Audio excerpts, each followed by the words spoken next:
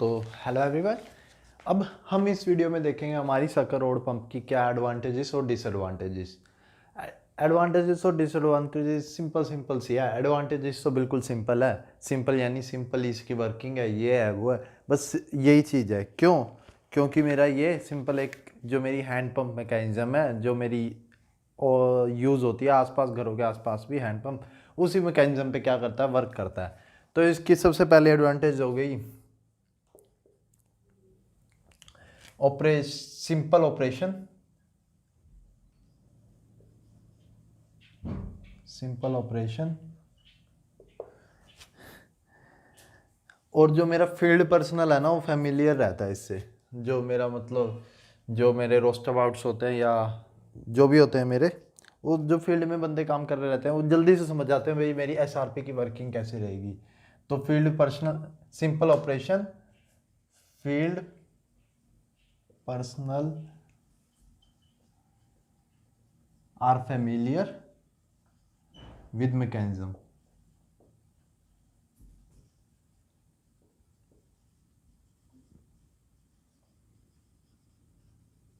With mechanism, ठीक है। तो simple operation, field personnel are familiar with mechanism, simple सा ही है, ठीक है। Maintenance is low. Second, maintenance low होती है इसकी, ठीक है। कोई ज़्यादा मेंटेनेंस नहीं होती भी है तो सिंपल लो रहती है इसकी ज़्यादा। और एफिशिएंसी भी इसकी अच्छी खासी रहती है। Efficiency is good.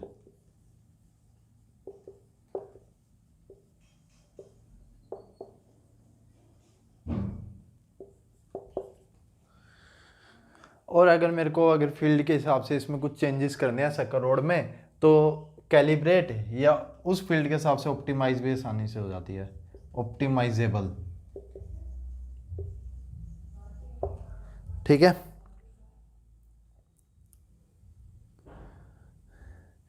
ऑप्टिमाइजेबल। और जो मेरा बाद में अगर मेरी शक्कर रोड पंप की क्या लाइफ ख़त्म हो गई मेरी, उसकी जो वो होता है स्क्रैप हो गया, एक तरह से स्क्रैप हो गया, तो स्क्रैप को भी अगर मैं सेल करूँ ना, मार्केट में अच्छी कॉस्ट मिल जाती है मेरे को। जो शक्कर रोड पंप का जो एंड में स्क्रैप बचता है, उसको बोलते हैं सेल्वेज वैल्यू। स्क्रैप वैल्यू को बोलते हैं सेल्वेज वैल्यू। तो मेरी क्या सेल्वेज वैल्यू भी क्या अच्छी खासी, सेल्वेज वैल्यू मेरी क्या, salvage value of surface as well as subsurface and subsurface is high, ठीक है। तो ये मेरी सिंपल सी एडवांटेजेस हैं। सिंपल एडवांटेज है इसकी, जो मेरी सिंपल वर्किंग रहती है इसकी, इजी टू नो रहता है, मेंटेनेंस लो रहती है, एफिशिएंसी गुड रहती है और ऑप्टिमाइजेबल रहती है, ठीक है। तभी मेरी ऑन शोर में ज़्यादातर हर एक काफ़ी जगह यूज़ होती है। अब मैं देखता हूँ मेरी डिसएडवांटेजेस क्या होती हैं। डिसएडवांटेजेस में मेरे आते हैं मेन पॉइंट्स।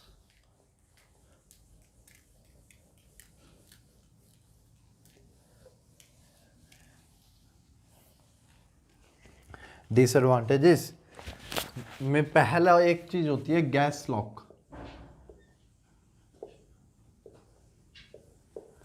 मेरी गैस लॉक क्या रहता है, मेरा गैस लॉक रहता है, ये हमारी स्टैंडिंग वॉल्व होती है और ये मेरी क्या होती है, ट्रैवलिंग वॉल्व होती है। और इसमें मेरा क्या लगा रहता है भाई, इसमें मेरा प्लंजर लगा रहता है, इतना तो मैंने पढ़ ही लिया है। तो मेरा प्लंजर लगा रहता है, ये मेरी क्या हो गई, केसिंग हो गई। अगर बाय चांस यहाँ पे गैस भी आ गई ना ऑयल के साथ, इस एरिया में गैस भी आ गई, तो जो ये वाली है ना बॉल, ये वाली बॉल खुलेगी ही नहीं। क्यों? जब ये नीचे की तरफ आएगी ना, तो गैस कंप्रेस होती जाएगी और इसको खोल ही नहीं पाएगी। वो गैस कंप्रेस होती जाएगी, कंप्रेस होती जाएगी। जब ऊपर की तरफ उठेगी तब भी वो खुल जाएगी। मतलब कंप्रेस, गैस कंप्रेसिबल होती है ना, जबकि मेरा ऑयल स्लाइटली या इनकम्प्रेसिबल की कैटेगरी में आता है और गैस होता है मेरा कंप्रेसिबल। तो इसको बोलते हैं गैस लॉक। एक तरह से पंप चलता रहा पर फिर भी नहीं चल रहा, एक तरह से लॉक हो गया, गैस लॉक। क्यों? कंप्रेस हो रही है, ये वॉल्व खुल ही नहीं रही। समझ रहे हो?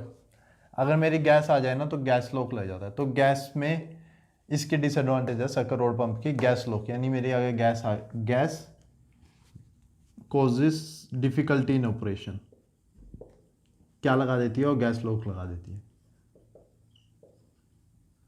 डिफिकल्टी इन ऑपरेशन, ठीक है, गैस कॉजेज डिफिकल्टी, ठीक है। दूसरी मेरी इसकी डिसएडवांटेज रहती है, जो मेरा सैंड और सॉलिड मटेरियल रहता है ना, सैंड या सॉलिड मटेरियल अगर मेरा आ जाए ना, सैंड और सॉलिड मटेरियल सेटल हो जाता है यहाँ पर वॉल्व के नीचे। जो मेरी बॉल रहती है ना, स्टील की बॉल रहती है ना, स्टील की बॉल रहती है, एक स्पेयर रहता है स्टील का, उसके नीचे अगर उसके आसपास सेटल हो गया तो इसके क्लोजिंग या ओपनिंग में ये अच्छी तरह से सील नहीं हो पाएगा। मतलब उसको मान लो ये बॉल है और यहाँ पे है और यहाँ पे मेरा सेटल हो गया कुछ, तो ये मेरा यहाँ पर आके रुक गया और यहाँ पे से स्पेस है, तो यहाँ से मेरा ये क्या ओपनिंग रह गई। तो एक तरह से sand and solid materials, sand and solid material, ये भी मेरी क्या करती है, difficulty creates difficulty in mechanism in working.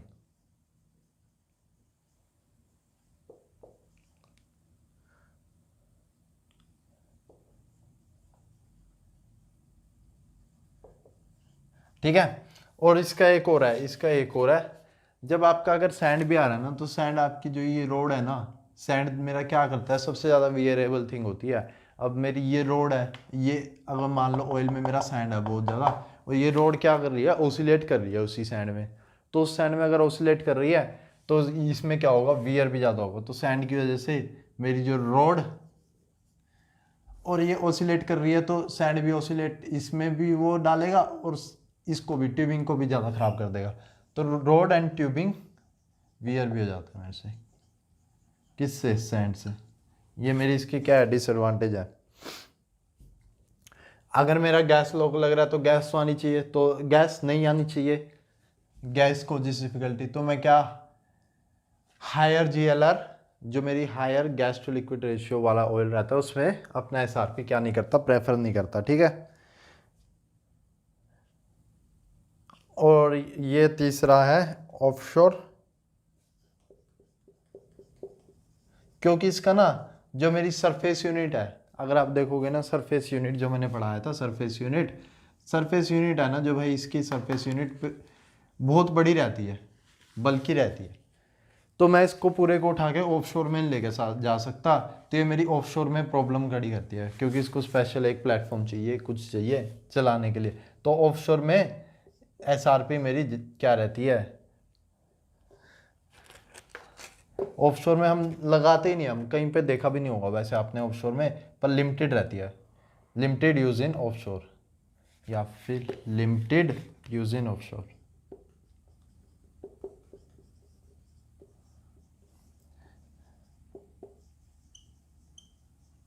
क्यों, क्योंकि मेरा जो ऊपर सरफेस वाला पार्ट है वो बड़ा रहता है इसका, ठीक है। तो लिमिटेड यूज इन ऑफशोर, और मेरे ख्याल से यूज होता ही नहीं मेरे ख्याल से इसका ऑफशोर में, ठीक है। बस यही थी मेरी क्या इसकी डिसएडवांटेजेस, ये मेरी मेन डिसएडवांटेज, गैस लॉक मेरी मेन डिसएडवांटेज है, इस पे क्वेश्चन पूछ सकते हैं। और दूसरा, ऑफशोर में यूज होती है या नहीं होती। अगर मेरी सैंड और सॉलिड मटेरियल आ जाए तो रोड एंड ट्यूबिंग भी है। और एक और, पैराफिन भी मेरी क्या डिफिकल्टी प्रेजेंट कर सकती है। अगर मेरा पैराफिन डिपॉजिट हो गया ना यहाँ पर वर्किंग बैरल के अंदर, तो प्लंजर जब मेरा ऑसिलेट करेगा ना, तो वहाँ पे क्या मेरा स्लिपेज या लीकेज वगैरह बढ़ जाएगी। तो paraffin also causes, paraffin also causes difficulty in handling, difficulty in handling of operations, ठीक है। Paraffin also causes difficulty in handling of operations, paraffin deposition. तो बेसिकली यही है मेरे disadvantage. Main disadvantage gas lock रहता है, गैस लॉक पे ज़्यादातर इंटरव्यूज में भी पूछते हैं, इंटरव्यूज वगैरह में ज़्यादातर गैस लॉक पे पूछते हैं, क्योंकि गैस लॉक थोड़ा, भाई अगर गैस आ गई तो मेरी SRP चलेगी या नहीं चलेगी। तो लिमिटेड यूज इन ऑफशोर, ठीक है। अब देख लेते हैं इसका थोड़े जर्नल पैरामीटर। ये पैरामीटर्स ना हर एक जगह अलग अलग रहते हैं। SRP मेरी किस फील्ड में यूज़ होएगी, हर एक बुक में अलग अलग गिवन है, और हर कंपनी में। अलग अलग गिवन है, पर क्या मान लो मेरा अगर ये मैंने बोला ना 50 से 1000 बैरल पर डे तक गिवन है, प्रोड्यूस कर सकती है। एक पैरामीटर हो गया मेरा, फ्लो रेट कितना दे सकती है, 50 से 1000। तो ये नहीं 1500 भी एक्सेप्टेबल होगा, पर ऐसे नहीं कि 10,000 तक बैरल पर डे एक्सेप्टेबल हो जाएगा, ये एक्सेप्टेबल नहीं होगा। तो ये आपको अपने दिमाग से सोचना है, आपको अपने दिमाग में रखना है कि मेरा इतने के आसपास दे सकता है सकर रोड पंप, मेरा 10,000 बैरल पर डे कभी नहीं डिलीवर करेगा। क्या सकर रोड पंप मेरा इतना कभी डिलीवर नहीं करेगा, ठीक है। तो ये पैरामीटर्स हैं, टिपिकल रेंज बता रहा हूँ मैं, टिपिकल रेंज, उस रेंज के आसपास अगर आंसर होगा तो टिक मार देना आप पेपर में, ठीक है।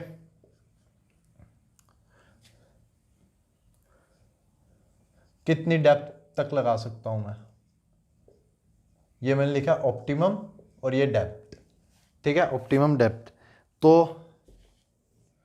100 से 1000 फीट, ठीक है। ये नोटबुक में ऐसे कैसे ही बनाना है आपको टेबल, ठीक है। 100 से 1000 फीट, ये मैंने क्या, ये मैंने अपने आप से थोड़ी रेंज बनाई है, ये रेंज है, रेंज, ठीक है। और ये मैं पैरामीटर्स लिख रहा हूं, ऊपर लिख देते हैं पैरामीटर्स,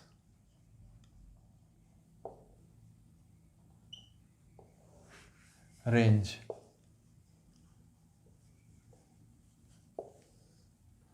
ठीक है। पहला मैंने ऑप्टिमम डेप्थ लिखा था, ऑप्टिमम डेप्थ कितनी, 100 से 1000 फीट के, उसमें आप इसे यूज कर सकते हो, ठीक है। सॉरी 100 से 10,000 फीट, 1000 फीट तो ऐसे ही हो जाता है पूरा, हाँ 10,000 फीट, 1000 फीट तो ऐसे ही हो जाता है। यूजली किस पे 5,000 6,000 फीट पे यूजली नॉर्मल रहता है, एवरेज 3-4 हज़ार इस पे एवरेज रहता है, तो किसका, सकर रोड पंप का, ठीक है। तो यूजली 100 से 10,000 फीट। और वॉल्यूम कितना, वॉल्यूम प्रोड्यूस कर सकती है ये,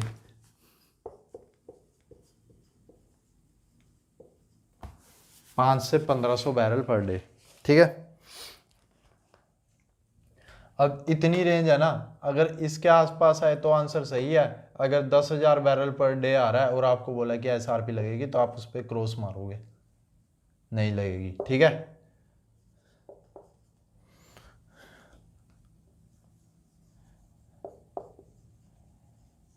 अब कहीं बच्चे बोलेंगे कि एग्जैक्ट बताओ, एग्जैक्ट नहीं होता भाई, फील्ड में मेरा ऐसे ही रहता है, रेंज रहती है, उसी रेंज के बीच में हमें देखना पड़ता है भाई लगेगा नहीं लगेगा, ठीक है।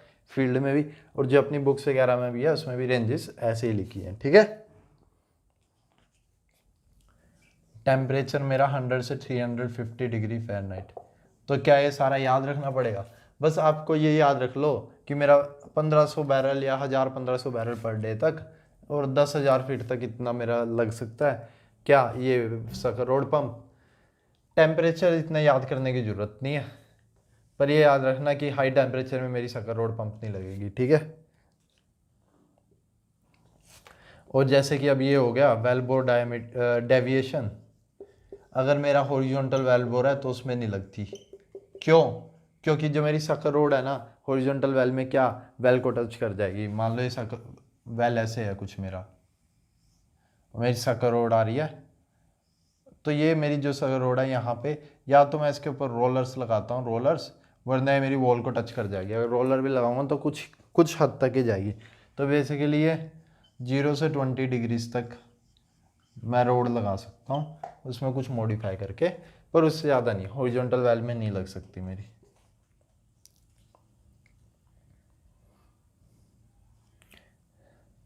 एफिशिएंसी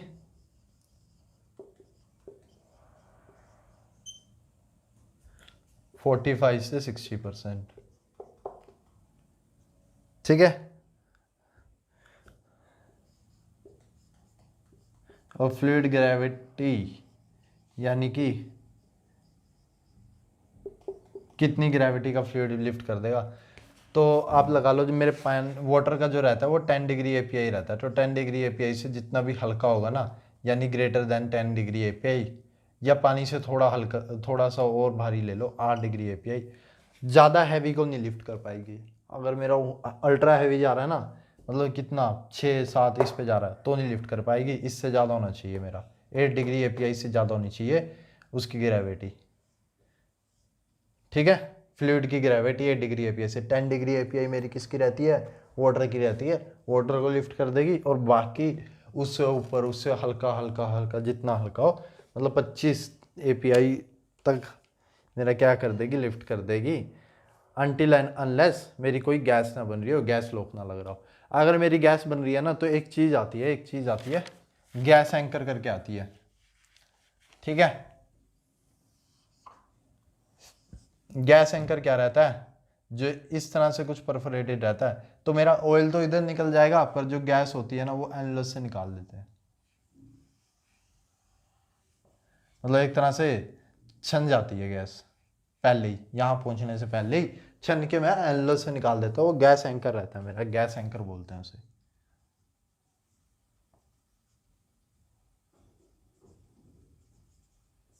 अगर मेरी गैस आ रही है वेल में, तो मैं गैस एंकर लगाता हूँ, ठीक है।